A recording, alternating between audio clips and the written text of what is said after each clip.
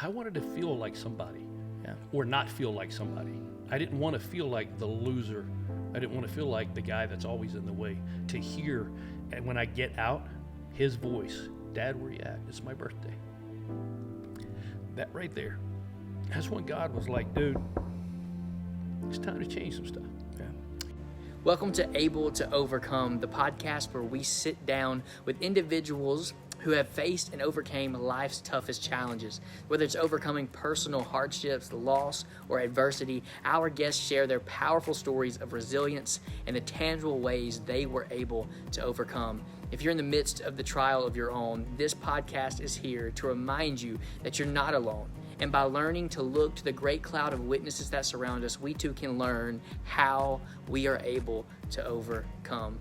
Welcome into our first episode with Mr. Tim Barbee, where we walk through his tough childhood, his battle with drug addiction, his journey of being homeless, but it culminates in him being a pastor. So let's hop in together. Yeah. So let's start there.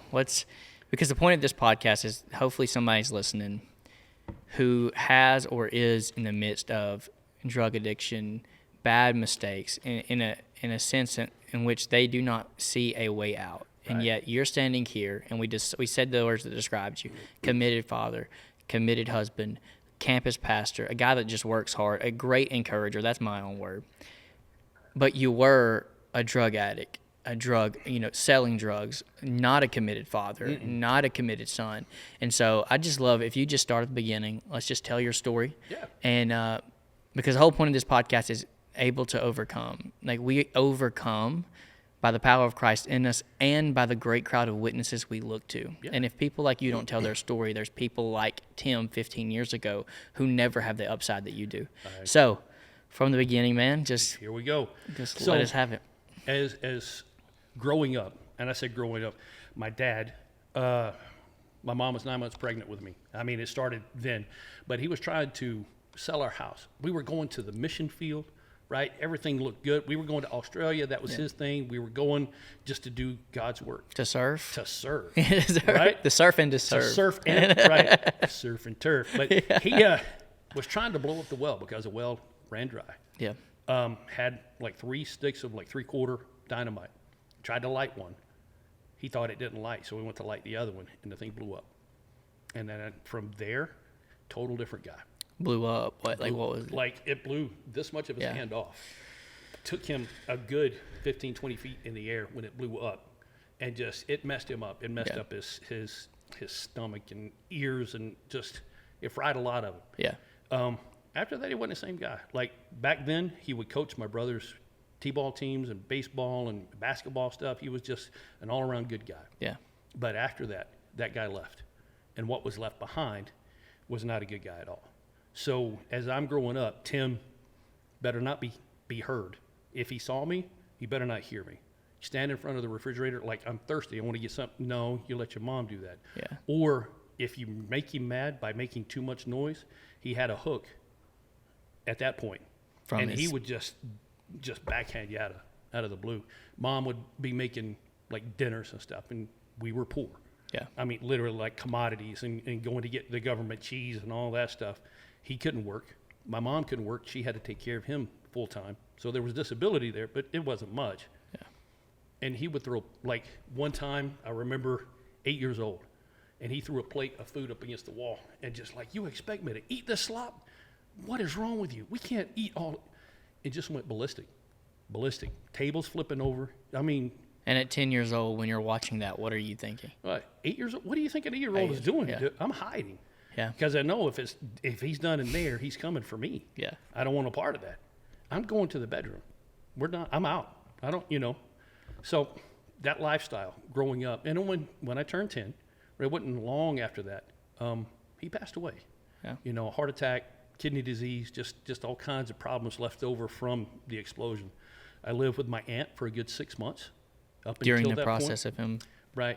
He was just on dialysis. He was in and out of the hospital. Like I said, my mom was his caretaker the whole time. So before the accident at the well, yeah, what kind of father was he? Was it like a 180 turn after that, or? Pretty much, yeah. It was. hearing stories from my brothers Yeah. and my sister. 'Cause you were young, yeah. You know, they would tell me he was all out guy. Now, he was one of those where the grass was always greener. So he's looking for the next big thing to be the next big thing. Yeah. Hey, this is where we're going to make it. This is going to be our get rich. We're going to get out of, and it never Never happened. Yeah. But so he passed away when I was 10. Yeah. So growing up with all of that, all of the get out of the way, you're always in the way. You're never going to be able to reach his expectations of what a person should be. Yeah. By the time I was 10, my sister, for whatever reason, thought, oh, yeah, let's give Tim a beer. Okay. She was like drowning her sorrows with everybody else. So, And your sister's how old at this point? she was 20. 20. Yeah. She got married at 17 and left home. Yeah. 17 because she was tired of it. Yeah. Like the beat downs and all of the stuff. She was done. But that's a whole other story. Yeah. She found another guy that would beat her and drug addicts just all through our family. It's insane. But 10, he passed. 10, I started drinking. 10 years old. 10 years old. Partying like crazy. Going to with my sister, with different people up until I was 16. And then I could buy my own stuff, hang out with my own people, do my own thing. So but during that portion of time where you're going out with your sister, are you living with your mom? Mm-hmm. And your stepdad has... my stepdad, she got married when I was 12. Yeah. And she got very good evangelist, singing in a quartet. He would play bass in quartet. Great guy. Yeah. Taught me what it was to be a guy. But by that time, I was so messed up. What had it already ingrained at you from 7 to 10? Exact was already there. Yeah. You know, so yeah, he taught me some, like we used to race. He taught me how to rebuild an engine, how to fix stuff, how to work with wood, you know, how to do a lot of different things. Yeah. And just what it was to be a stand-up guy with character. Yeah. And what that meant to look out for somebody else. But by that time, you know, 12 hit, I'm more interested in going to get numb or going to have a good time than I am in trying to go to church and listening to what the preacher's got to say and the Bible says about, you know, because we grew up, okay, you go to church, but my dad and church, they didn't go together. It didn't go together. Like what they were teaching in church and what my dad did was not the same. Did your dad go to church with y'all growing up? Sometimes when he would go, but still. So you're coming in, your dad was a missionary. We're going to go over here. We're going to do these great things for the Lord. And now you're seeing this man of God just going through this great struggle. And so you have the conflation of this is what Christ is saying. This is what my dad was going to do for Christ, but this is who he is. And what's truth? Yeah. What's a lie? And it's all a lie because that's all I see. That's all I know, you know, and going to different, well, like I said, when my stepdad came into the picture, we would go to church. We'd go all over the place. On the weekends, that's what we did. We would get on the bus and go to different places for different singings and different preachings and all of that stuff. And that was there until I was 16. Yeah. I still wasn't saved. I still didn't want to even go down that road. That wasn't for me. That was what my mom did. That was what he did. Me, there is a Budweiser with my name on it as soon as I can get to it. Yeah. You know what I'm saying? And back in the days of Quaaludes and you know, so 15 years old, I'm over drooling on myself because I'm high as I could be off pain pills. You know, drinking, good Lord, Jack Daniels like crazy. And that's at 16, you know, I found my own party people. Yeah. I worked at McDonald's at 16 years old. As soon as I got my driver's license, I went and got a full-time job, might as well have been. I would work as much as they would let me work from 16 until I went into the Army. Now, when you're partying like that, taking the Quaaludes, the drugs, are you intentionally numbing the pain from what you dealt with at 10, or is it kind of like just on cruise control? I don't have anything else, so if I can get even a little bit of fun, a little bit of fulfillment, I'm just going to go do it. I wanted to feel like somebody, Yeah. or not feel like somebody. I didn't want to feel like the loser. I didn't want to feel like the guy that's always in the way, that's always just the not good enough. Yeah. You know, and I say not good enough because that's been a huge part of I'm 51 years old now, and I'm still dealing with not good enoughs. So not good enough for stuff. I was good enough when I was partying. I didn't have a problem. People were like, woohoo, Tim's here. Let's, you know. So we party and have a great time. Yeah. So I thought. It was great. Went into the military at 17. I joined it because I knew this is not necessarily where I want to be. Yeah. This is messing me up, right? So I went into the military, did the delay entry program, did some stuff with the National Guard, and then 3 days after high school, I went into the Army. And then, well, I came back, when I came back home after AIT and all that stuff, and I went October that same year overseas in Germany. Well, in between that time. Hold on, and this is what, 18 that 18. you're now overseas? Yeah. Well, in between that time, I got saved, so I thought. Okay. Right? So me and my wife, my first wife, we were just like, because she would party right along with me. And, you know. So when did y'all get married? 18. 18. Like the day after graduation. Is she from hometown or is Yeah, she from? she's from West Point. Okay, yeah. Yeah. Got married because we'd been dating for, good grief, 3 years? 2.5 years, 3 years, Okay. something like that. But, you know, she's partying right next to me. So, woohoo, we're having a great time, man. Going to the Army. Well, when I get back from AIT and the time that I go and leave for overseas, going to church, like I got saved. The church that's right there by Temple, and it's called the Piney Grove Missionary Baptist Church. No, it's not missionary. It's the United Methodist Church that's right there. Okay. A little bitty white church. Yeah. I don't know if you ever. Is it like turned into a house now? No, Or is it's like is it a still little there? church. Okay, Yeah, it's got like 10 people in it, maybe. Yeah. But that's where at that point, I thought I was saved. Yeah. Because I'm getting to the age now, okay, maybe the alcohol and drugs is not where I need to be. What was that moment? Like you come back from basic, you've got married, Yeah, right? Now yeah. you're partying still, but searching for more because you understand it's not leading. Exactly. You go to that church. What was that experience like where you thought you got saved? Oh, This is what okay, there's fulfillment here. There's something from here that I've been looking for. Yeah. Where Christ says, I am good enough, right? Because all of us are broken. So come to the cross, right? Because his labor, his burden is light, right? So, okay, let's do that. Well, by the time I hit Germany, I left God in the States. I realized then, no, I wasn't saved. yeah. I mean, okay, I made it right. So that was a confusing thing. We'll get into that in a little bit. But when I get to Germany, man, guess what you can find everywhere you go? Alcohol and women, probably. Anything you're looking for. Anything. Heroin was a big thing. I've never done heroin, Yeah. but it was a big thing over there. So where you find that, you can find your cocaine, you can find your acid, you can find whatever you're looking for. And when you're friends with the guy who does the P test, you know when the P tests are coming. Yeah. So you you can know when to avoid get them. clean. And no, it's not even that. It's just, I'm going to a sick call today. Y'all go without me. So you get over to Germany. You're like, Yeah. yeah, I want to go back to what I was doing. You find the source of whatever drug your choice.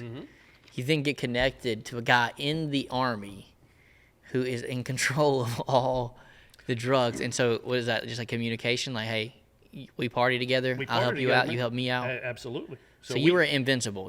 I can go over here, do what I want, and get away with and it. get away. And that, not only in Germany, that happened everywhere I went. Everywhere I went. I did 3 tours in Saudi, Yeah.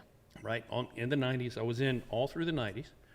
But my gosh, man. What was the conflict in the 90s? What was that? Desert Storm. Desert Storm? Desert Storm, then Kosovo. Okay. Didn't go to Kosovo. Close to it, but didn't go. And then I got out right before Iraq started. Okay. But Desert Storm was a big thing. And then we were doing different tours, different campaigns is what they called it then. Yeah. Different campaigns. It may not have been a wartime situation, but you're going to a battle zone. Yeah. You know what I'm saying? So And what was your role? communications, anything to do with a radio. Like my first duty station was 1st Armored Division. So we did communications for all of 1st Armored Division. So Okay. if they needed to talk to somebody, That was you. that was us. If they needed to talk to each other, that was us. That seems to be something you shouldn't be on drugs in while doing. not, So was the drugs happening while on tour? Oh my gosh, man. Really? Everywhere. It's Wow. so crazy how many guys and gals were just whacked out of our minds. And then getting up and going to fight the next day. And look, we spent, and just field time, practice time, right? Doing all your training and stuff. It's 285 days out of the year we spent in the field when I was in Germany. Wow. And I was there for 3 years. Yeah. In between deployments and all of that stuff. I mean, it's field time. You live, eat, breathe, take showers with, you party with. This is your family. Yeah. Right? These are the people that you're always with. Everything that you wanted to find is right there. So you're in Saudi. Oh man. You're what? How many tours? 3. I did 3, but Saudi was cough syrup because you can't get much in Saudi. But you can get Prozac and you can get cough syrup. And I'm just saying that's a party in itself. It's stupid. Some of the stuff you want to do, it's crazy how your body searches for stuff. How your mental capacity is searching for something. Yeah. And it's always reaching and it's always pulling and it's always like, no, this ain't it. No, this ain't it. No, this ain't. So you do it for, oh yeah, it's fun for a little bit. Sin lasts for a season. Yep. Right? And then you get bored with it. You know, let's go find something different. I wound up, my last duty station was in El Paso, Texas. Juarez was 20 minutes away. Everything you could find was in Juarez and cheap. So I really got hooked on cocaine when I was in the Army, my last 3 years. Really bad. So we would go over the border. You could find whatever you want. $5, man. You could get. So you say cocaine. I'm like, okay, you're in the Army. I know you're not making $5 billion a year. $5. So how? A bunch of us go in. We would buy. Good grief. I'm like a brick. We would buy an 8-ball. An 8-ball. There we go. Split it between the 3 of us. Yeah. And just have a good. There were places down there you'd party till the next morning, right? Buy a wrist bracelet, $6. 4-story bar. Each floor has something different. Yeah. And you party until the sun comes up the next morning, then you go back. It's just insane. Yeah. It's insane. Lifestyle. Then you're on deployment status at that point still too. You make friends with a guy who does the P test. And then when you know everything's going to happen, you abstain when it comes around or somebody else does it for you. Yeah. You know? That's the lifestyle.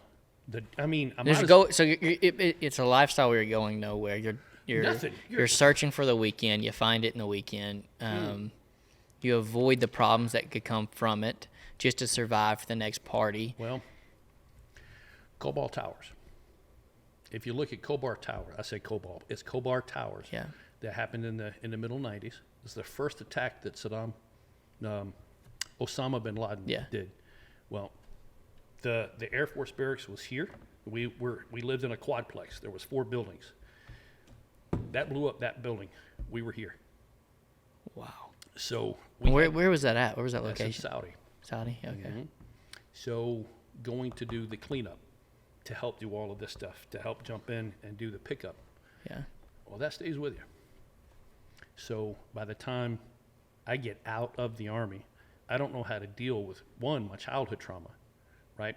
There was sexual trauma when I was a kid from family members. I don't know how to deal with that, and that makes you feel like a piece of crap where I failed somewhere else. Now, right, maybe I should have been blown up. Yeah. Maybe something should have happened. I don't know what's going on, but why did I survive and they didn't? And now I got to go help pick up pieces. So in that cleanup, you're body bags, the whole deal. So what do you do with that? The military teaches you, shove it back, shove it down. Like Dr. Finch says, you shove it back, shove it down, and then you drink more, you do more coke, you do whatever, you go home, you beat people up, whatever you got to do, right? I mean, they don't teach you that, but that's what happens. The Army doesn't stand for that. But when all you do is suppress everything horrible you've ever experienced. But you're taught to fight. Yeah. What do you do with that? Well, you do what you're trained to do.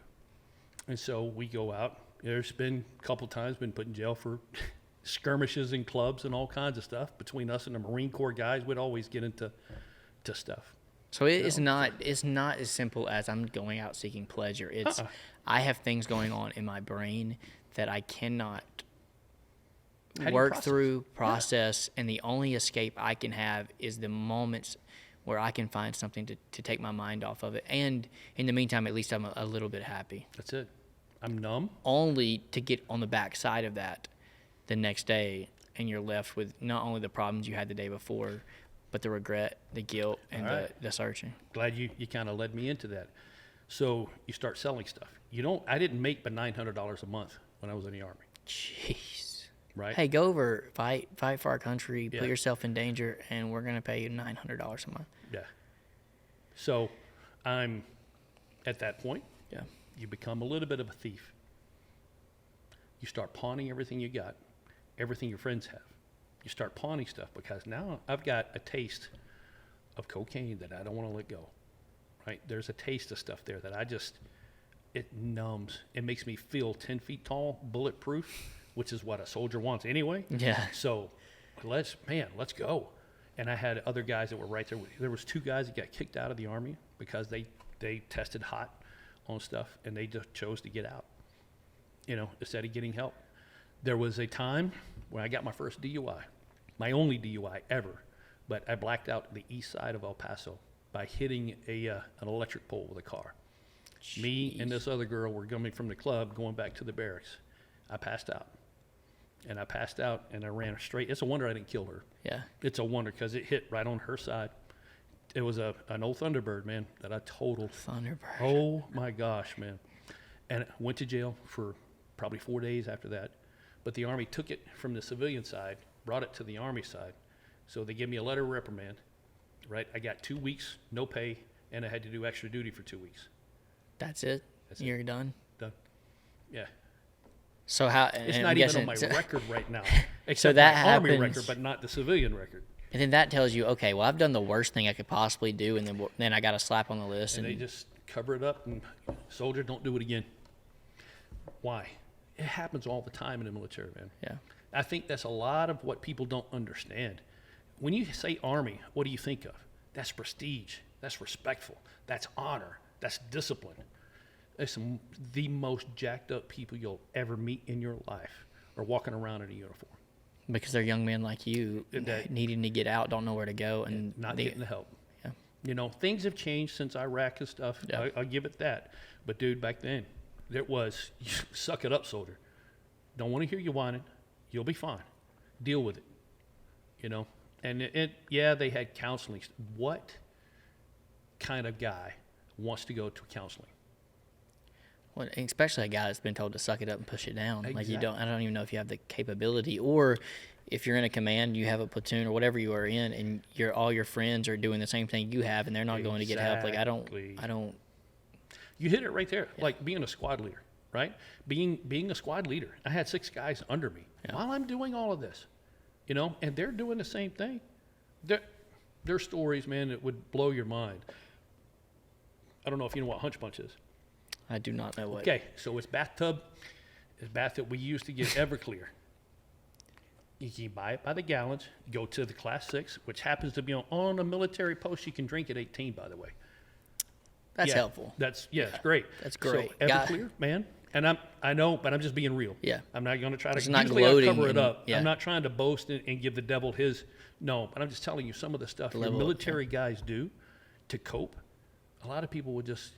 It blows your mind. Yeah. But we would get fruit like watermelons and different things and put in with that. And I'm telling you, I'm out of a bathtub in the barracks. Drinking the whole barracks, man, just going crazy. It's just crazy. So level of just nasty that I'm thinking about. It's the Army, man. Everything was clean. Everything. I promise you. Yeah. I got that clean.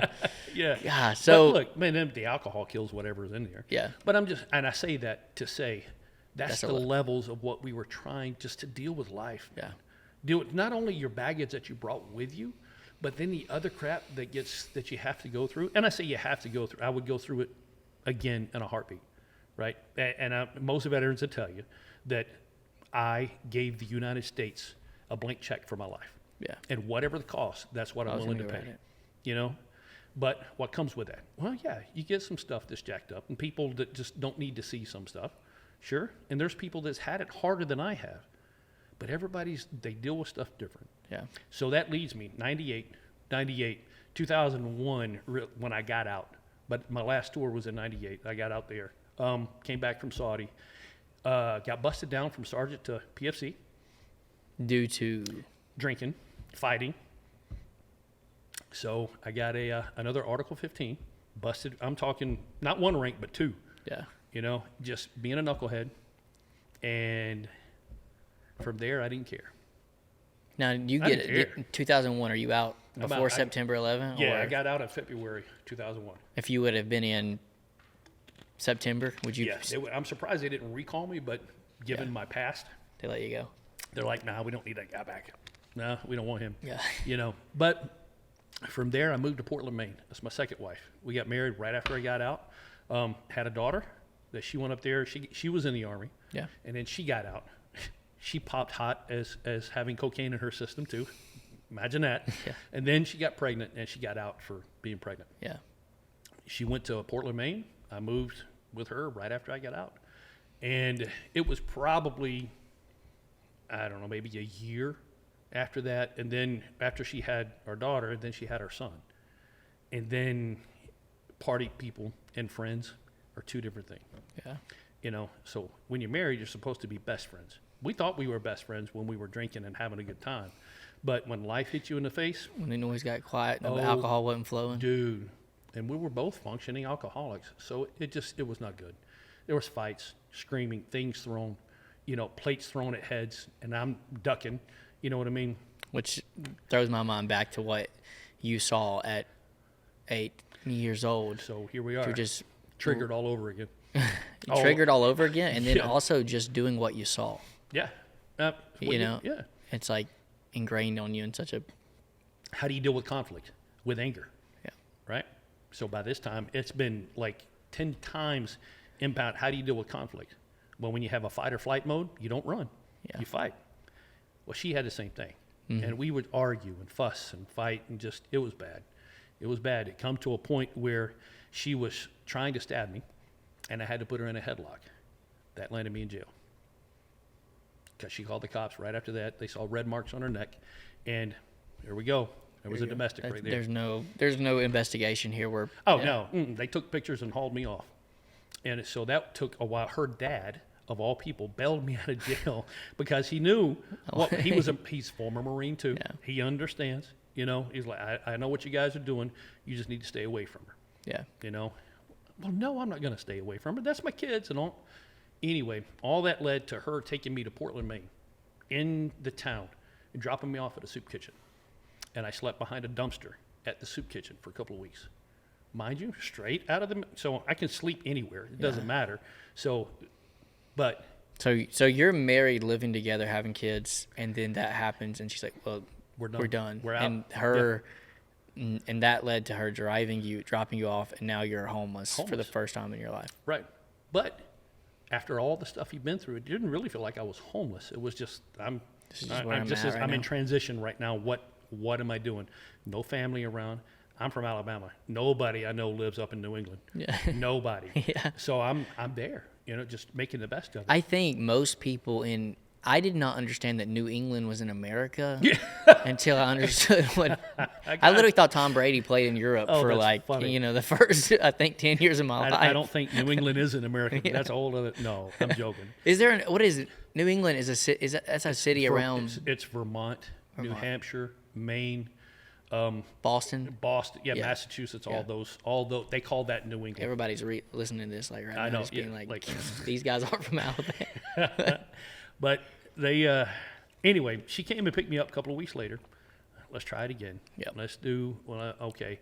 Well, it happens that her brother is moving to Jacksonville, Florida, because he just got a job with Sun Rentals, right? He used to be a salesman for those guys, so he's moving down to Jacksonville. Hey, I will pay you if you'll just help me move all my stuff down to Jacksonville. I'm like, yeah, let's go. Yeah. The day he moved, it was 4 feet of snow on the ground and like -0 stuff. And I'm like, yeah, let's go to Florida. Yeah. I'm okay. Let's go. Went to Florida, man. While I was down there, I found a job. Came back to Maine, asked my now ex-wife, Yeah. you want to go with me? Let's go down. Let's start new. We moved down to Florida. So the whole family goes. The whole family goes. We just bug out and land in Jacksonville, Florida. And that lasted great for probably about 3-4 months. 3-4 months. 3-4 months. Now, what was the job? Heister forklifts. Okay. In the parts department. Again, kind of the tinker thing. I can fix stuff and Yeah. you understand a little bit. I mean, I'm not good at it, but I can do it. Yeah. So I was in part of a parts department, working down there, and then she went to rehab. Like, it got to the point where she realized, all right, she left the kids with me. I'm trying to work. That didn't work out so well. I wound up having to quit my job to stay home with the kids while she was gone. But when she comes back, she's like, no, we're not doing this no more. You need to go. And that's where I found myself again. Homeless on the streets. No car, no bicycle. Thank God for public transportation. And just hopping from place to place. I finally got a job at Burger King, which allowed me to do and yes, I slept in a tent for a little bit. This is the first start of that. Do a room to rent kind of thing. And a room to rent led to, well, I can't afford it, so I get kicked out. So I go back to a tent. And in Florida, you can sleep 2 weeks at a time in a state parks there. At like, back then it was $3 a night. Yeah. So sleeping in tents, trying to walk back and forth to work, trying to do the best I can, and stay in my kids' And you were a lives. sergeant in the Army 3 years prior. Yeah. Yeah. Now, how are the drugs and the alcohol during the process of being in the tent? And Well, I'm DTing by that time. Okay. You know what I mean? I don't have money enough to pay for food, much less trying to buy something else. And I didn't go like steal anything at that point. You know, I'm just trying to do the best I can. You know, because I know the drugs and stuff. My kids. Yep. Mind you, I had another kid that was living in Alabama that I hadn't seen since she was 6 months old.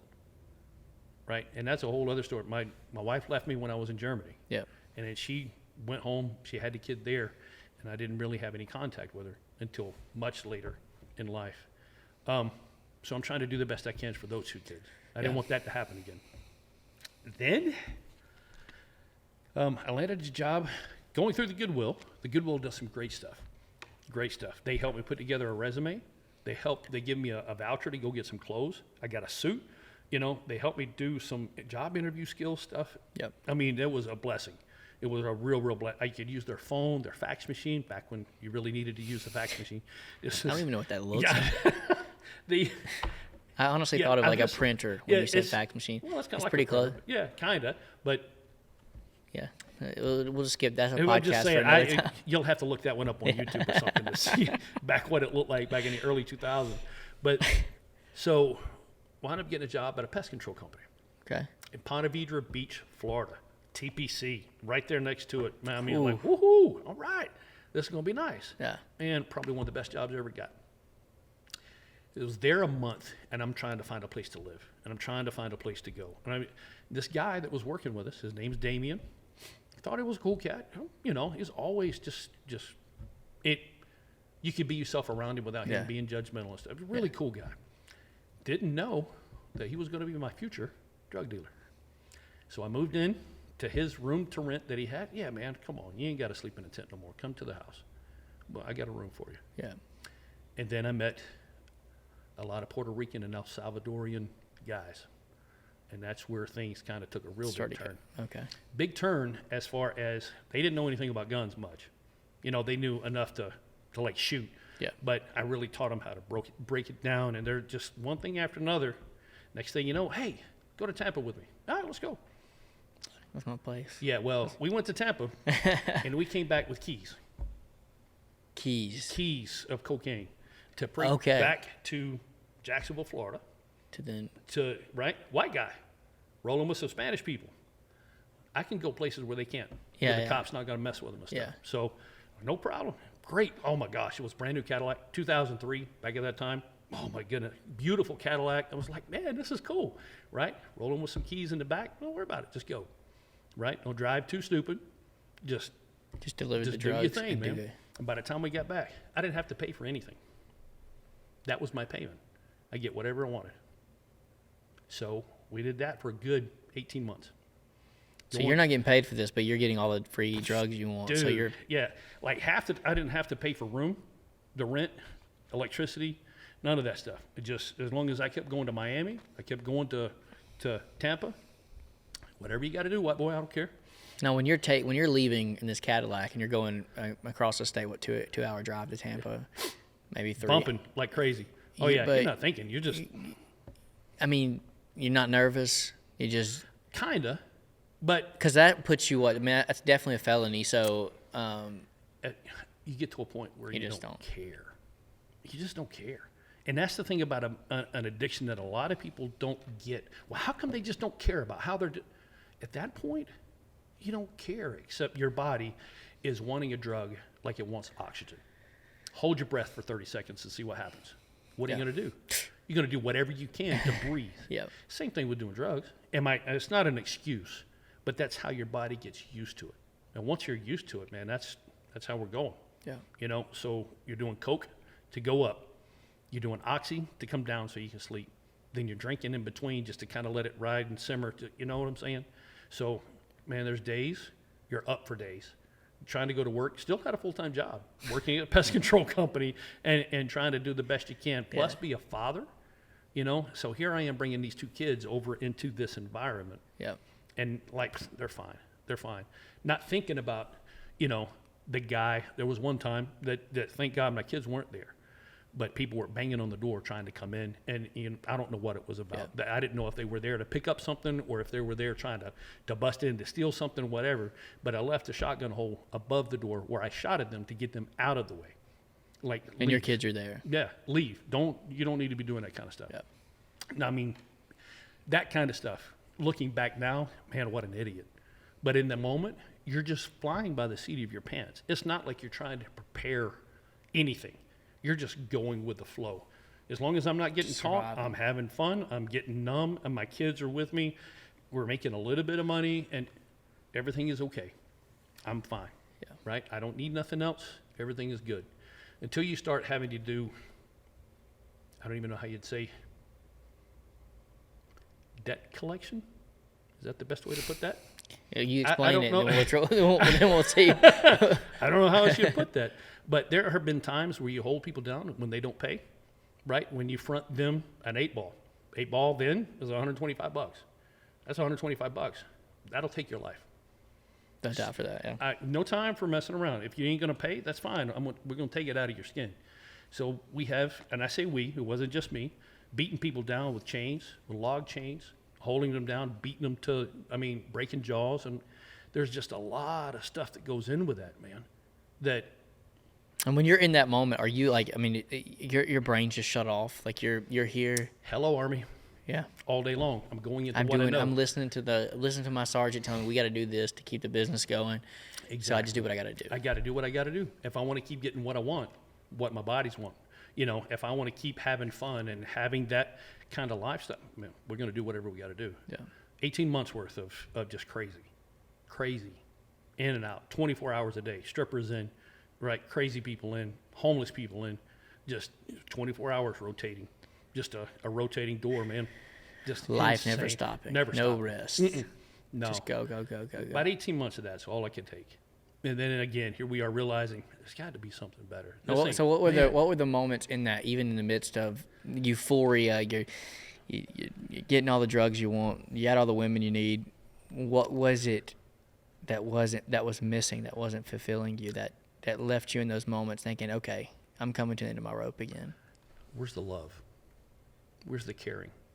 The only thing I had was from my kids when I could get them at that point, because my ex-wife kind of knew where I lived and what I was doing. So it was very... Has she cleaned up her life at that point? I won't say completely, but she got better. She was doing better, yeah. She got a whole lot better than I, Yeah. And I went completely the other way.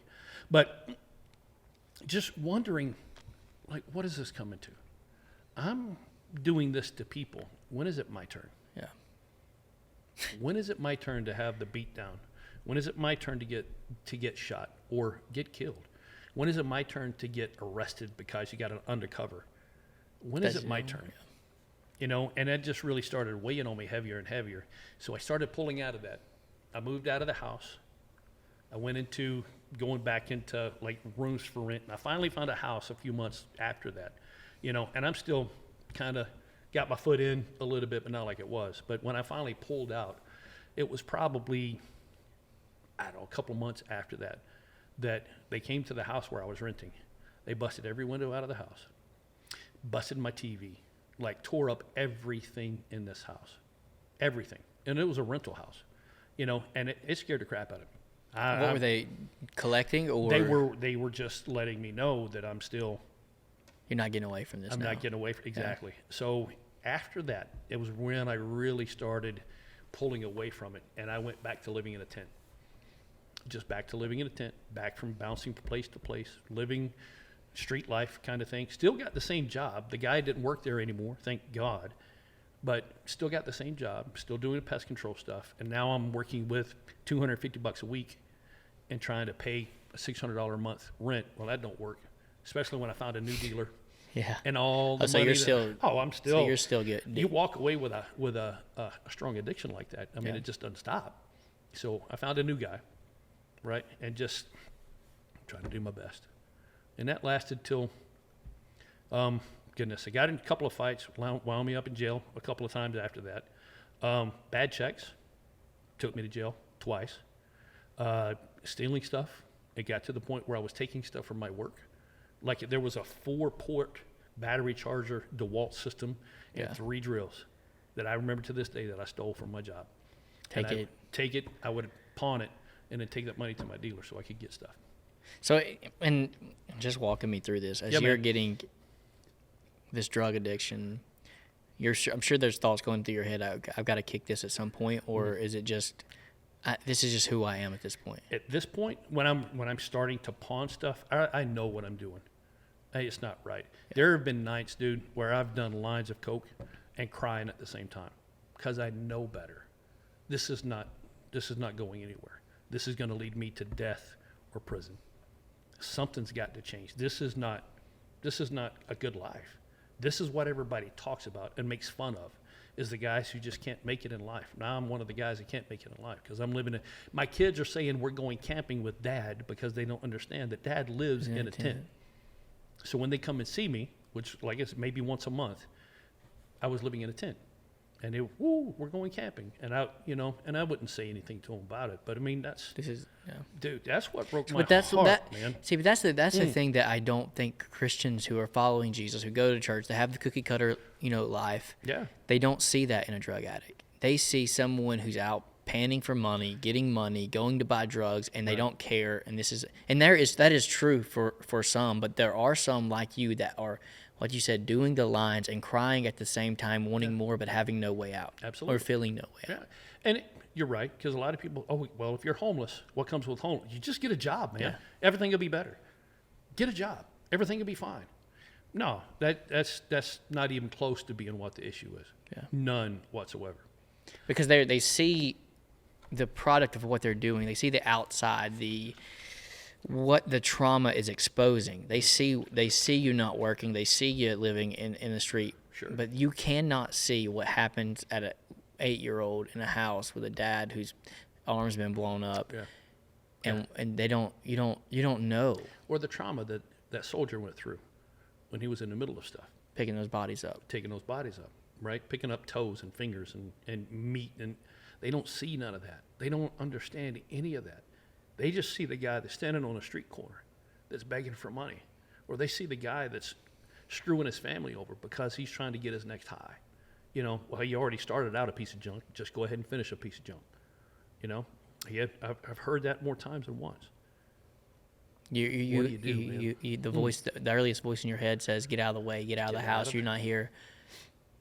And that's still screaming. Absolutely.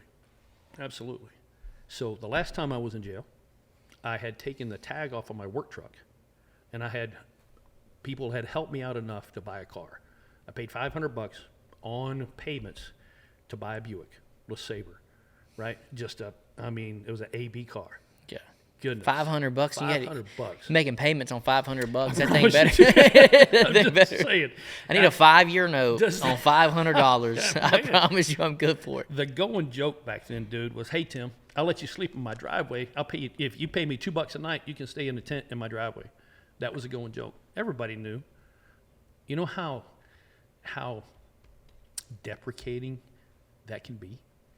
Devastating to a guy who's trying to be a dad. Yeah. Devastating to a sergeant in the Army who fought for this country. And people are like, "Whatever, man. You're just a piece of junk. Get out of here." Led up to me taking the tag off my work truck because I couldn't afford to register my car to go to my dealer's house. I mean, priorities are right there. So I ran a yellow light. Cop said it was a red light, but it was God. And it was Providence at this point. It was God. But listen, I'm not going to argue with this. You can get me for everything else I'm doing. I have an 8-ball cocaine in the trunk, but get me on the yellow light. Get me on the yellow light. It was going to my dealer's house. Just thank God I was going and not coming from. Yep. He said I ran a red light. I went to jail. So I went to jail, no insurance, no registration, stolen tag, and speeding, running a red light, right? All of that. I'm spending a couple of weeks in jail. And this is when I missed my son's 8th birthday. Devastated. Devastated to hear, and when I get out, his voice, Dad, where you at? It's my birthday. That right there. That's when God was like, dude, it's time to change some stuff. Yeah. You're about to die. You're about to go in a way you don't want to go. And I heard my boy. I heard him. And from that point, man, that's when I was in June. It took me begging my parents all the way to the end of August to come pick me up. Because again, they knew my lifestyle. I had taken money from them. I've lied to them. They don't want a part of that, right? I've got a sister and a brother that went down the same road. They don't want a part of it. They've seen it. And I'm not doing it. Took me that long. They finally came down, picked me up, and brought me back to Alabama. From that point, I got reconnected. She was 14 at the time, to my daughter that lived here in Alabama, in West Point. She was going to Temple, so I started going to church with her. Like, we got to do something different, man. This can't, I can't. And before we grab that, you are in Florida now for how many years? Oh my goodness, 7 years? 7 years. Yeah. And all they know is the stories they're hearing coming out of Florida. That's it. Another arrest. Well, Another. I tried to come back at one time. I came back for 2 weeks. Yep. And then I came back but by that time, again, I stole from them, right? You're just doing whatever you can do to get whatever you need. 2 weeks was all I could go. And then I got a bus ticket to go back down to Florida. And then, that's all they know. And so you come back, how hard was it restarting that relationship? Trying to do better, but also dealing that this is how they see you. This is who you are to them. Yeah. And you're trying to, what was that like navigating that, the opinion they have of you? And well, I've told you, my mom was probably the most loving person. Give you chance after chance after chance. My stepdad, a little bit more leery. Yeah. He's like, we're going to see. I'm just Yeah. taking a chance on you. He's like, I don't know, but I'm going to take a chance. So I moved back. I'm 35 years old, man. Moving back to my parents' house. Going back to 16 all over again, where I pretty much left my parents' house. Yeah. Started doing my own thing. So I'm back there. And, God bless them. They took me to work. They came and picked me up. I didn't have a car. They came. They did whatever they could do. Started going to church with my daughter. And that was August, at the end of August, 1st of September, 2007. Started going to church with my oldest daughter at that point. And had been, I didn't know this at the time, but had been praying for me to come back home. Prayed for over a year. Right? There's people at Temple right now that'll tell you, for over a year for her dad to come back home. Yeah. Came home, and it was in January 16th, 2008, where I got verily kind of saved.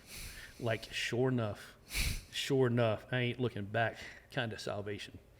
And that was at Temple. what was that like? Dude, I'm slinging snot like you would not believe, crying like a big baby. So the military, man, I'm done. I'm not this guy anymore. I can't suppress it. I'm broken. I'm in need. I promise you, it was the biggest relief that I've ever had in my life. You know the message that was spoke? It was about, what was the thought? What led you to this is it? Father, your earthly father may be a piece of crap, but your heavenly Father loves you unconditionally. Yeah. That was what the gist of the message was about. And then I could finally just break down and realize my dad may not have been a good guy. He wasn't a good guy. But I got a Father in heaven that is perfect and loves me in spite of me. Yeah. And I'm just saying that right to there. Somebody that's broken, that can never feel like they do the right thing, to know that you're loved not on the basis of what you can do, but because of who he is and his character. Well, you never measure up. You'll never measure up to anybody here. But God doesn't. He does stuff crazy, backwards, that the people on this earth will never really fully understand. But he definitely got my attention. And then from that point, man, that was 2008. We go, right, just like those people are on my heart still. The people where I just came from. The people that are the drug addicts. The people on the streets. The people that are in lower poverty that, don't have a way to get anything. don't have the money to buy anything, that are trying to do the best that they possibly can with a little bit that they have. Those people are on my heart. So I'm asking our missions pastor at that point in time, how can we start a ministry to be able to help the people around Coleman? Well, there's nobody in Coleman like that. Like, there's people all over Coleman like that. What do you mean? And so we start looking into it, and lo and behold, God brings Travis Sharp and his family to Coleman in 2009. And I'm going to tell you, the first time I went out with him, let's go. He's a missionary to the homeless, right? For those who may not know, but he came, him and his family came here, living in an RV is where they wound up, and just like, we don't know what we're doing, but we're just waiting on God to show us what needs to be done. So there's a couple of us who go down to Birmingham with just going to visit homeless people. And I'm like giddy as a little girl. I'm like, woo, my people. We get to go. So we go down there, and I'm going to tell you, the first time that I saw him interact with a guy that was digging in a dumpster. Travis is going by. We see this guy in the alley digging in a dumpster. He slams on the brakes. Thank God, because it's in the middle of Birmingham, but nobody was behind him. He just backs up. That's kind of unheard of, because usually there's bumper to bumper. Oh, my gosh. Well, he backs up, and this dude's like hanging over in the dumpster, grabbing a half-eaten sandwich and a soggy bag of potato chips so he could have dinner. And I just get out. He's like, come on, Tim. And we just go out, and just the way he ministered to that guy with love, with respect. And that's the thing that caught me. Yeah. He respected the guy. He didn't treat him like a piece of trash, like, just get you a job. I saw how he loved on those people, and that was it. And ever since then, Travis has been my mentor, man. He's been my best friend. Well, it's so easy to see somebody struggling with sin, struggling with drug addiction, homeless, looking for food in a garbage can, and then when they approach you, because of their situation, you almost treat them with less dignity and care, and our level of kindness goes down to the level at which we believe they are. Almost like, well, they've done this and they don't deserve. It's almost like not even like intentional. It's just you're quicker with them. You don't trust them. I mean, like, you don't give them the time of day, the conversation. So the fact that Travis is now showing you what you needed 3 years ago. No judgment. Yeah. No judgment. You're a human. Jesus died for you just like he died for me, and I'm going to treat you that way.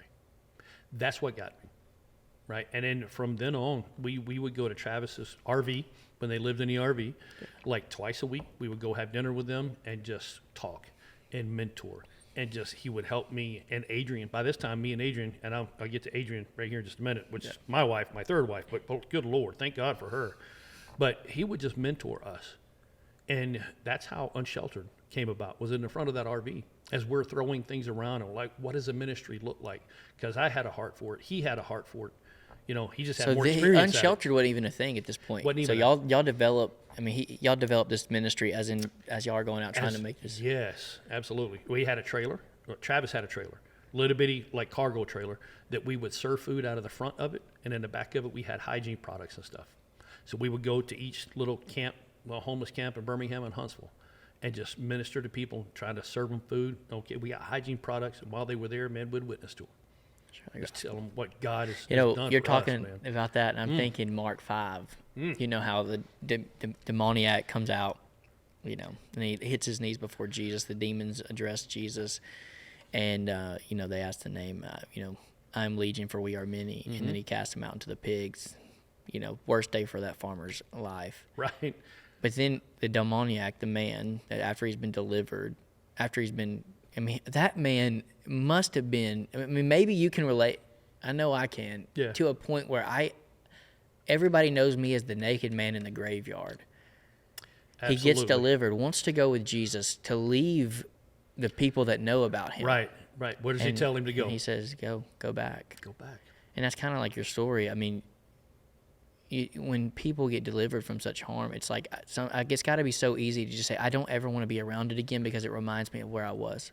Exactly. But when you get truly delivered with Jesus and you understand the love that he had for you, even in the midst of the worst decision you made, did that play into the fact of you going back, like the demoniac, going back to the homeless? I mean, that's it. I didn't even put those two together, but it's just the the tug is the only thing I can put it as, but God just pulling on my heart, man. Yeah. Like, I need to go tell the people. It's almost like the woman at the well. Yeah. Right? I need to go tell the people, the ones that I know, and I know their story, and I know where they come from, and I understand them. Let me go tell them about what I just found. Just go tell what Jesus did for me. Yes, the relief, the oh my gosh, the salvation part of that, and everything that comes with the freedom found in giving everything to Him, man. And that's what over time is what my whole life was searching for, is the freedom, the understanding, the love that Christ has for everybody. It just, there's nothing in this world like it. And I promise, I've been around the world a couple of times, and there's nothing in this world like it. Amen, bro. My goodness. So You I and was Travis, talking about Adrian, Yep. right? Now, good Lord, we started dating at probably middle 2008, right? So I'm just a few months into salvation. So that was January. We started dating in June. She was a manager of a Wendy's that I was doing pest control with. I stayed in the pest control vein. That sounds You know- like a Nicholas Sparks book right there. The bug man came by and found the Wendy. Exactly right. So just next thing you know, man, she's from Portland, Maine. Well, she lived in Fort Myers for a long time. You know, That so- is crazy. Oh, yeah. In where was she at? In Coleman? No, Y'all in Coleman? in Madison, In Madison, In and she's Madison. from and so from she, where you been? And both- Yeah. So it was like I moved, and then or she moved. A month later, I moved from Maine to Florida to Alabama, and she moved to Alabama looking for the same thing. Like there's something got to be different. This is not working. I am not the mom that I needs to be. Needs to be? Yeah, that's a We'll word. go with it, man. We don't care. At this point, we don't care. She, just come, and we started dating, and she sees that, okay, this guy used to be a drug addict, but now he's clean. This guy used to cuss like a sailor, now he doesn't. He used to smoke and drink and all the stuff that I'm doing, but now he doesn't. The stuff that she was looking for, God used that to put right in front of her to where she came to Temple that year and got saved at Temple too. Yeah. Because she wanted to hang out with me, and I'm a crier. I promise you. Anytime I get around some good preaching, Yeah. realizing what Jesus has done, and especially in those days, Oh, yeah. at the drop of a hat, dude, I'm over here like, oh, and she's like, you're weird. You won't even hold my hand in church. I don't even know why I'm even here. Yeah. 2 weeks later, she gets saved. And man, we just been rocking on together ever since. It's Man. crazy what a light in a darkness can do, because that's what you are. Once you came out of the darkness Yeah. and came in contact with Jesus, have been reborn, transferred from sinner to saint, darkness to light, now you become a beacon for Adrian, for all the other homeless people that you've ministered to. They can see someone that was like me, but now, because that's what you said, Right. was this, but this, was this, but this, with this, but Jesus. But Jesus, that's it. And that's why we have to tell the story. I agree. But see, a lot of people leave at that. Like, Jesus is so good. Man, he's so good to us. But we still have the carnal that we carry every single day. So I'm out of drug addiction. I'm out of alcohol. I'm out of all that stuff. I'm trying to do the best I can for Christ. I'm called in 2013. Now, mind you, by this time, we're doing missions. We are on the streets. We're helping people. Picking people up at 2 o'clock in the morning from the police department to get them on a bus, to send them to people that could care for them, just ministering. Going for it. Oh, man. 2013, I'm called to preach. Start preaching a little bit. Again, I'm not good at much. So I wasn't even really good at that when I started. And but I got prideful. It's like, man, look at me. I am somebody. I'm a missionary, right? I'm a preacher. You forget Look who at me. saved you. Oh, I forgot all about who was supposed to be the one in charge besides Tim. That led to God kind of like, all right, Bubba, I'm going to let you have it. And the worst feeling I have ever felt in my life is the absence of God. The worst feeling I've ever dealt with, ever, was, Lord, where are you? You're not tugging at my heart no more. You're not speaking to me anymore. Everything seems numb. So, what do? Go back to what's easy. You go back to what you know. So my son was on ADHD medication, synthetic cocaine. I start taking his meds. Start taking it because I couldn't feel nothing. So I'm going to go feel something or feel nothing or something. I mean, to the point where I was lying to Adrian. I would take the pills apart, dump out the stuff. This is the drug addict coming, right? That guy. She didn't know this guy. Yeah. But this guy, they would take baby aspirin and cut it back up and put it in the things so it looked like there was stuff in it. Yeah. Doing everything to hide. Doing everything to hide, man. So I could just exist. Feel. Well, I'm not even good enough for God. At that point, that's exactly what it was.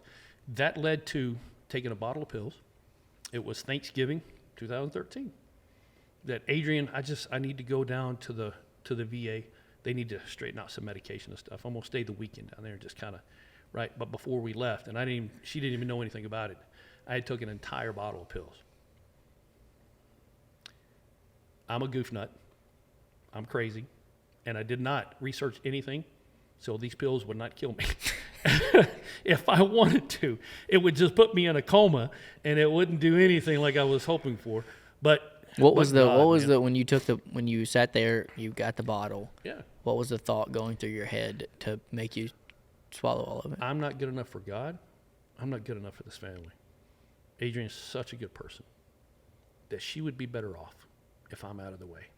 There's an insurance policy there that'll help take care of her, help take care of Elliot. It'll be no problem. Let me get out of the way so that they can let me move so that I can just move out of the way so they can have a better life and not have to put up with me because I'm a failure. I'm no good for nothing, man. Been a no good for nothing all my life. So she takes me down to the VA, drops me. I don't even know what's going through her mind. Like, why in the world is this guy going down here? But it's a VA, so it's got to be something to it. So I get down there, and then they put me on suicide watch because I told them I just took a bottle of pills. Yeah. So I slept for a day. Then they took me to Tuscaloosa to the psych ward, and I stayed just about a month, about 3 weeks, I guess, a little over 3 weeks at a psych ward, where, my gosh, man, they're trying to feed all kinds of pills to help level your system out so you don't feel suicidal anymore. No counseling, no nothing. Let's just throw pills at it. That's just what the VA does. It's just their system. You know, put a Band-Aid on it and everything will be fine. But in that, there's days where I slobbered on myself, days I couldn't even realize where I was, you know, and then finally got out. They thought they got everything measured out for me. You're going to be okay. And you just start counseling and everything's fine. Again, counseling? Nah, not for me. I ain't doing it. So go back home. What do? Right back to doing the same thing. Like, to the point Adrian is going to the pharmacy because I'm telling her the pharmacy's messing up. I don't know what's going on. But she's going to the pharmacy and argue with them because she trusts me so much that whatever I said was gospel. She's taking it, yeah. And then the truth comes out. And I finally tell her I've been taking Elliot's medication again. And that was the last straw. I'm talking right at papers being drawn up. I'm done with you. I'm out. So Travis had started a mission in North Augusta, Augusta, Georgia. Yeah. Right? I was friends with the guy that was the administrator there, right? The guy that was over the whole deal. They came to Atlanta. Adrian drove me to Atlanta and said, I'll see you when I see you. If I see you, I don't care. She dropped me off, and I lived in a homeless shelter for a couple of weeks in Augusta, Georgia. There was a place in South Carolina that I found out about that was a free rehab. So they got me a bed. The people from this place took me to South Carolina to go to this rehab. I'm telling you, thank God for them. Yeah. I'm just saying that right there is just like God's still trying to do stuff, but at that point in time, I didn't see it. Yeah. Because now I can't even, in my mindset, I can't even afford to drive myself anywhere. Here I am sleeping behind a dumpster again, kind of, you know what I'm saying? Yeah. I'm sleeping anyway. Got to that place, man. Thank God. The place is called Faith Home, and it's in the middle of nowhere, South Carolina. Thank God for that place, because that was morning, noon, night devotion time. Nothing but straight Bible from the time you got up to the time you went to bed. Celebrate Recovery saved my life there. Yeah. Now, it's got some stuff that may be a little bit, But the main meat of Celebrate Recovery helped me understand that I am not capable of taking care of myself, but Christ is. Yeah. I can't do these things by myself because I'm a danger to myself and others, but Christ will help you. It helped me understand how to put the steps, the 12 steps, using Bible verses to put Christ in the correct place in my life to where it has nothing to do with me. I don't have to take care of me. Christ will take care of me. So that took all the pride. That was a 90-day program. Took all the 90 pride. days. So you're in South Carolina for 90 days, away from Adrian, away from family. And thank God for the 90 days, because I'm telling you, she was ready to divorce me, and rightly so. Yeah. I got back home, man, and it was brand new person. I'm talking brand new person. Just God, seeing how he can change people, being around other people that were like me and realizing I'm not in this by myself. Everything that they're going through, I've been through and going through. I'm talking it's just a godsend. Yeah. I mean, a godsend. So, and at that point, and this is where a lot of addicts miss, I wanted to change. If you don't want to change, there is no rehab in this country Just going to get it that out will of you. help you unless you want to do it. Because if you go to a rehab and you're looking to get high at the rehab, you're going to get high. I'm just saying, anywhere Yeah. you go to jail, you're going to get high. Yeah. You're going to find what you're looking for. But if you're looking for the way out, if you're looking for Christ in the middle of stuff, and thank God for Adrian, because she put God right in the middle of our circumstances. Yeah. I put God in the middle of our circumstances. He did the work. She came to visit me one time in South Carolina. And I'm telling you, I thought she was about to kill me then. Just the daggers, boy. And again, rightly She's so. hurt. She's hurt, dude. You've been lying to her. She doesn't. Yeah, The cheated guy on her. that got her out of it, that got her to the Lord, is now. Yeah, I'm the chump. Yeah. I am the deceiver, the liar. That guy that was mean, the anger. She saw the former salvation me before Jesus was into my life. Yeah, she didn't like that guy. She didn't like that. I didn't like that guy. Yeah. But man, I got out of that. That's when I started driving a truck. And then just slowly over time, I was coast to coast for about a year, and it just given us time going through counseling and stuff and different stuff. It was about a year. After that year, I started working and being home as much as I could be home.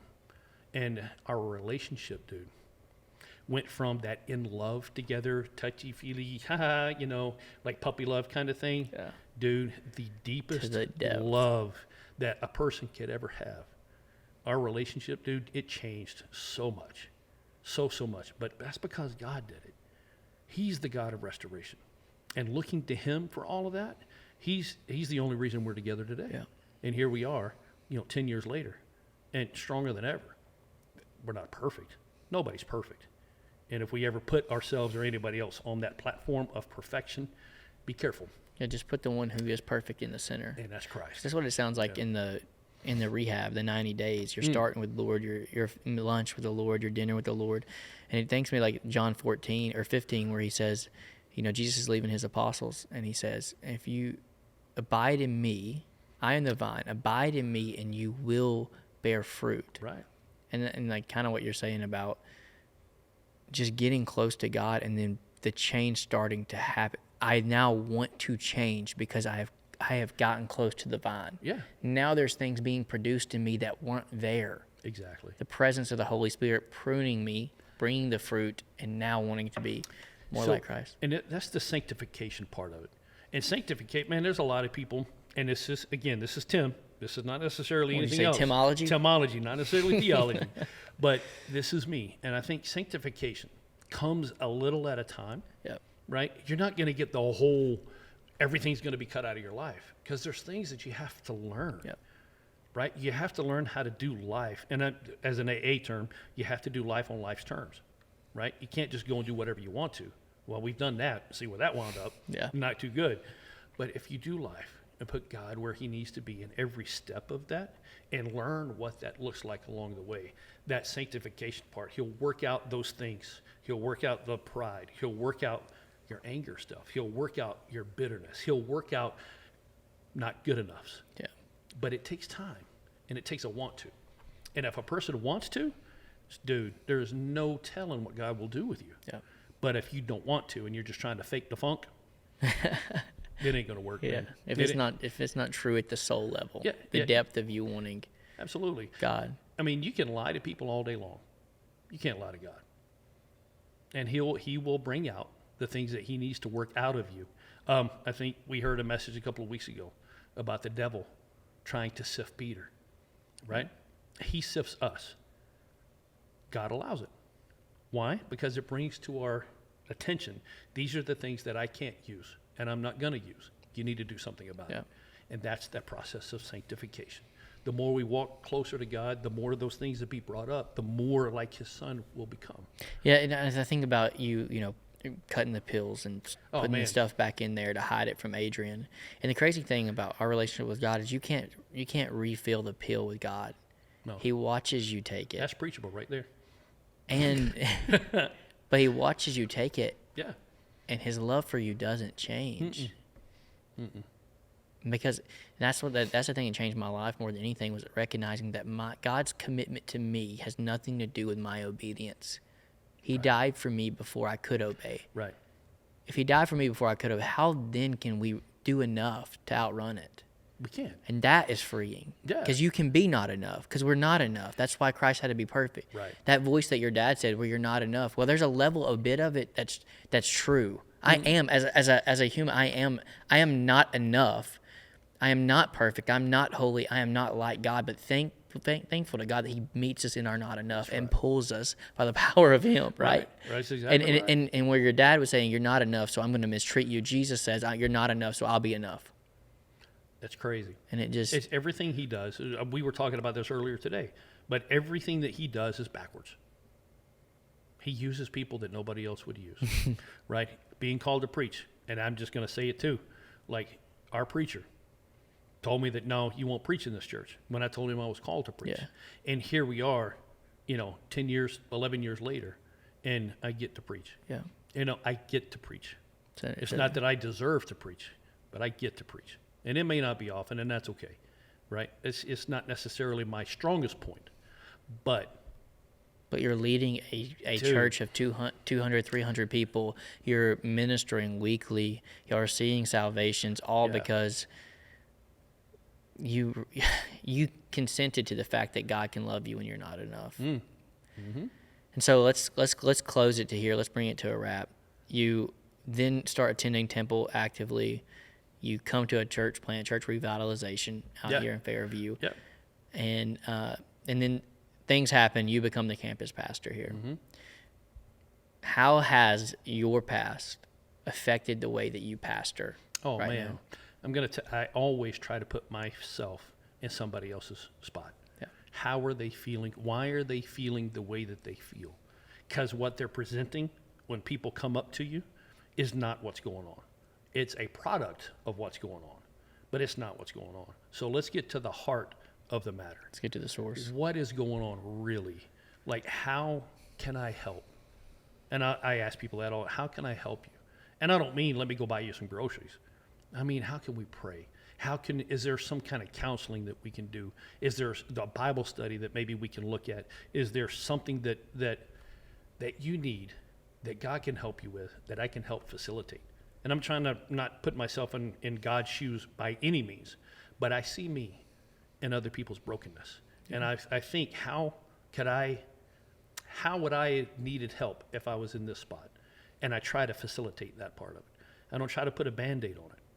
What's Band-Aid's going to do? You're going to rip them off and it's going to get worse, right? Let's get to the heart of the matter. 9 times out of 10, sure, it's going to be a sin matter. Let's talk about the sin matter. Not only that, here's the thing that taught me something a long time ago is memorization. And I stink at memorizing the Bible. But what is the things that I'm having issues with? Yeah. Write those down on paper. The other side of that paper, how does God say handle it? Yeah. Take those verses to fight against the things that you're going through. What did Jesus do when he was in the wilderness, right? He was tempted by the devil. Yeah. You quote that scripture. You can't do anything but flee, right? And I still have to tell myself that today, because in the back of my head, I'm still not good enough. I'm still broken, and I'm still, I'm the same I'm 8-year-old yeah. kid sometimes. And I have to fight and battle, but we all do, man. We all have our own set of things that we grew up in. Some better than mine, some worse than mine. Mine is just a story out of billions of people, but it's a story that matters. And it's in those moments where we're doing ministry and you're, everything that you said, the things that you do to help this church here, everything took intentionality. Absolutely. Many people say, well, let's go do an outreach, let's go give them food, and we'll invite them to church. And let's just invite them to church. If they come to church, they'll be fine. But you don't, at church, I think people don't understand this, but church is for the believer, not the unbeliever. Church is for the equipping of the saints, the proclamation of the word. Right. You get somebody saved by relationship, by presenting the gospel to them on a one-on-one basis, and then walking through their pain. Because that's what you make the list. You don't do that saying, "Hey, how you doing? Not at all. Hey, how's your life? You good?" Or what's the thing we always say when we walk in church? Hey, what's up, man? You doing good? Doing good. All right. How you doing? Oh, I'm doing just fine. Lying through your teeth. Life transformation doesn't happen with a conversation in a church pew. Yeah. Life transformation it comes on Monday and Tuesday, seeing the person you saw at church or seeing the person we prayed for, driving over, delivering meals to them, sitting down and getting to know their story. That's it. And everything that you talked about, it has intentionality. But in the midst of us doing that, in the midst of you doing great works, that's when the lies come in from Satan. Hey, you're still that 8-year-old boy. Hey, you're not enough. Hey, you're this. Hey, you're that. And I think that's why Paul says, take every thought captive. In those moments, we have to run those thoughts through the funnel that I may not be enough. I may have faults. I may not be the best preacher. I may not be the best administrative guy. That's me. But Christ still died for me. Exactly. So maybe there's some truth a little bit, because that's what happened with Satan in the garden. There was a little bit of truth with Adam and Eve. Right. But filtered through a massive lie. And if we run the lies of Satan through the truths of God, we'll filter out what's bad and we'll have what's left good. And that is, yeah, we're broken. Yeah, we're not enough. Yeah, there is a bunch of reasons why I was where I was at in life. Yeah. But God, and if you look at all of that, I don't think, and I'm going to say for most people, I'll speak a little bit for most people, that where they find themselves down the road, that's not where they intentionally started out. It's just you navigate through stuff, you navigate through life, you try to do your best that you can. Yeah, the sum of your decisions is where you wind up. Absolutely. But those decisions, good or bad, Christ can use them. He can turn it into a testimony that you wouldn't believe. So if we're making bad choices, seek Christ. Yeah. If we think we're making good choices, careful with pride, seek Christ. You know what I'm saying? Yeah. And everything that I do, and I promise you, I am not the best at anything. And I'm okay, like, I don't have to be a lead pastor. I'm okay in a second, third, fourth, fifth chair. I don't care. Yeah. You know what I mean? Because I know where God wants me. And this is where he wants me. Yeah. So you asked me earlier today, what's my long-term goal and vision in life? To do what God wants me to do. That's it. Just be obedient Just today. be obedient day to day, man. And yes, I still have that in my head that I'm not good enough. There's days that the suicide stuff is still there when the devil is really chomping and telling me that and I have to stop. Thank God for my wife, because she can help me filter some of that sometimes. Like, this is what I'm going through. I need a little bit of, and she'll encourage the fire out of me, man. And then I'm, okay, all right, here we go. Let's pick up. Yeah, let's go. Man. It's crazy how that, from a wife, from a friend, from whoever, if you just have some positive people to put around you when you're not spending enough time with the Lord, and you're sitting in quiet, giving lies the fuel. Yeah. If you just have somebody to just bring you back to reality. Speak Jesus, man. And just speak Jesus. So beautiful. I'm so glad you have that. Yeah. So let's close this out. Let's say you are going back in time and you're going to the tent. Your kids have just left for the weekend. They think they were camping. And there's somebody out there that's you. Now we're coming back forward. Well, let's keep it there. You go back in time. What would you say to you then, and to the person that's listening to this, that maybe it's addiction to drugs, maybe it's addiction to porn, maybe someone's cheating on their wife and they don't know how to get out of it. They don't know how to, like you said, decide it's time to change. Mm-hmm. The person that doesn't think God can turn their life around, they're too far gone, they're not enough.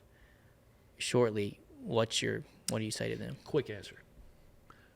You're loved. You are loved. So much so, somebody gave their life for you.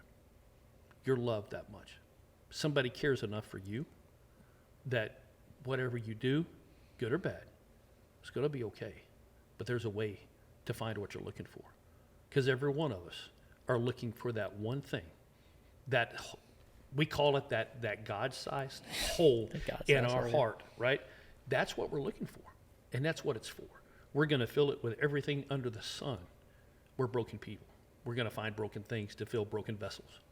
The only thing that can fix all of that is God. That's what I would tell them. You're loved. God loves you. I love it. Well, I just want to say this, man. Thank you for taking the time to tell your story. Oh my goodness. But more than that, like, the story's got to keep being told. You know, you it seemed like there was no order to your life. You're up in, where was it, up north, In Maine? Maine, yeah. And then all of a sudden there's a link there to your wife, Adrian. You're in Jacksonville, Florida, and you're at a church where everybody's from Florida. Exactly. You're in a tent, and now you're in a ministry where you minister to people in tent.